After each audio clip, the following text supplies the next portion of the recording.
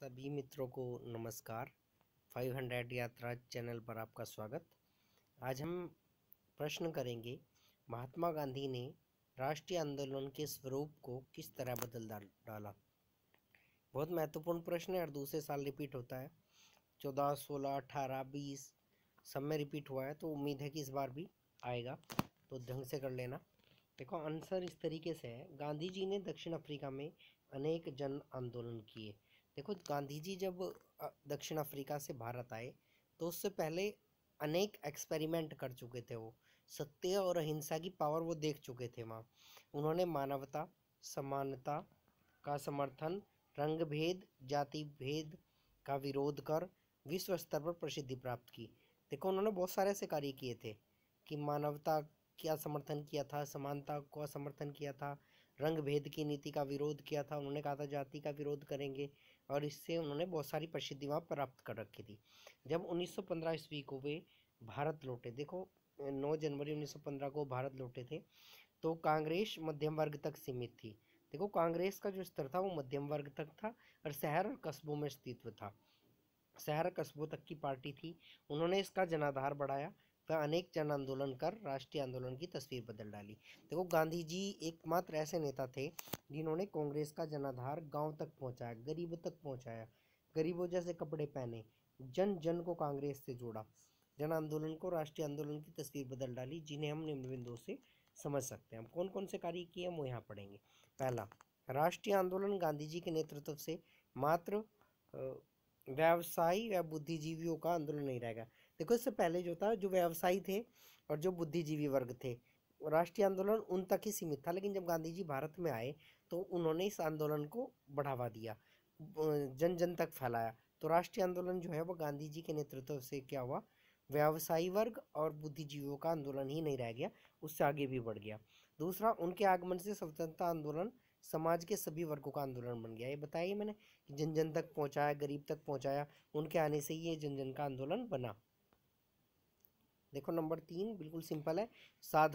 उनकी साधारण वेशभूषा के कारण सामान्य लोग उनके समीप आने लगे। देखो, गांधी जी बिल्कुल, बाकी मैंने पहले प्रश्न में बताया था कि बाकी कोट पैंट पहनते थे, अंग्रेजों से कपड़े पहनते थे, और गांधी जी सामान्य गरीब किसान की वेशभूषा पहनते थे। बिल्कुल एक धोती में रहा करते थे, तो उससे जन लोग, सामान्य के जो लोग थे, सामान्य लोग, उनके समीप आने लगे। नंबर 4, गांधी जी स्वयं चरखा का चलाते थे। वह जन सामान्य को चरखा चलाने के लिए प्रेरित करते थे। इससे श्रम की महत्ता स्थापित हुई। देखो, गांधी जी चरखा चलाते थे और चरखा चला चला के जन सामान्य को भी इसके लिए प्रेरित करते थे। और हथकरघा उस टाइम जो था मेन सोर्स था कमाई का, गरीब लोगों की गाँव में, तो इससे उन्हें प्रेरणा मिली और श्रम की महत्ता को स्थापित हुई। आगे है नंबर 5, वह जो बोलते थे वह स्वयं पर भी लागू करते थे, इसलिए व्यक्ति उन्हें अपना आदर्श मानने लगे। देखो, गांधी जी अगर सत्य कहते थे कि सत्य बोलो, तो पहले खुद करते थे उस काम को। किसी भी काम को करने से पहले गांधी जी उस पर खुद इम्प्लीमेंट करते थे, अपने पर लागू करते थे, तब दूसरों को कहते थे। तो इससे क्या हुआ, व्यक्ति उन्हें अपना आदर्श मानने लगे। उनके आंदोलन अहिंसात्मक थे, जिसमें जन भागीदारी होती चली गई। देखो, जो उनके आंदोलन थे वो अहिंसात्मक थे।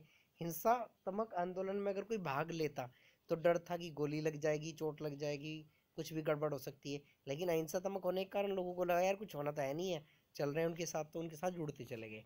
नंबर 7, उनके विषय में फैली चमत्कारों की अफवाह के कारण, अफवाह लिख लेना, अफवाह लिखा है, उनकी लोकप्रियता जन जन तक पहुंच गई। इसके बारे में पहले प्रश्नों में पढ़ा है कि कई बार ये कहा गया कि गांधी जी की बात नहीं मानेंगे तो फसल चौपट हो जाएगी, मकान गिर जाएंगे। ऐसा हुआ, और कुछ जगह देखने को मिला तो लोगों ने कहा इन्होंने गांधी जी की बात नहीं मानी थी, इसलिए इनके मकान गिर गए या फसल चौपट हो गई। नंबर 8, वे हमेशा किसानों व निर्धनों के कष्ट कष्ट को दूर करने का प्रयास करते थे। देखो, किसान और निर्धनों के कितने भी आंदोलन हुए हैं उसमें उन्होंने भाग लिया और किसी भी तरीके से ये चाहा है कि उनके कष्ट दूर हो जाए। नंबर 9, वे अपने भाषण जन सामान्य की भाषा में देते थे, जिससे उनका संदेश लोगों तक आसानी से पहुंच जाए। देखो, उन्होंने अपने भाषण जो है हिंदी में दिए हैं, अगर वो वहाँ गुजरात में गए तो गुजराती का प्रयोग किया गया है। तो नॉर्मली भाषा, जन सामान्य की भाषा, बिल्कुल सिंपल भाषा में अपने भाषण देते थे, जबकि अन्य राष्ट्रवादी लोग जो थे वो अंग्रेजी का प्रयोग करते थे। इससे भी गांधी जी की लोकप्रियता काफ़ी बढ़ी। देखो उन्होंने, अगला नंबर है, उन्होंने देश के विभिन्न भागों में कांग्रेस की अनेक शाखाएं खोली। देखो जो कांग्रेस की जो शाखाएं थी वो पहले केवल शहरी स्तर पे या बड़े बड़े कस्बों तक सीमित थी, उन्होंने गांव स्तर पर भी उसकी शाखाएं खोली। अगला नंबर है 11वां, वे सदैव हिंदू मुस्लिम एकता के समर्थन पर बल देते थे। देखो 1857 के आंदोलन के बाद और फिर 1909 के एक्ट से इस उससे अंग्रेजों ने फूट डालो पर राज करो की नीति का पालन करना शुरू कर दिया भारत में, और गांधी जी ने हिंदू मुस्लिम एकता पर बल दिया, इससे लोग उनके साथ जुड़ते चले गए। नंबर 12, उनका मानना था कि स्वतंत्रता प्राप्ति के लिए संगठित समाज होना आवश्यक है।